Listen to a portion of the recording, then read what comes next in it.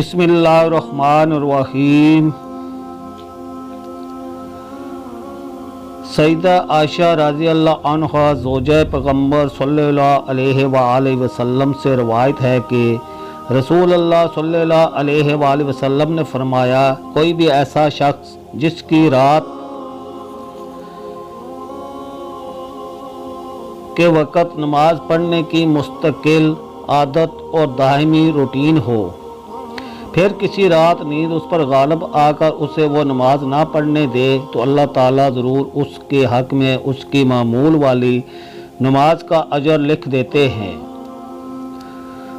और उसकी नींद उस पर अल्लाह की तरफ से सदका हो जाती है। वीडियो को लाइक करें, कमेंट करें, शेयर करें और चैनल को सब्सक्राइब करें। शुक्रिया।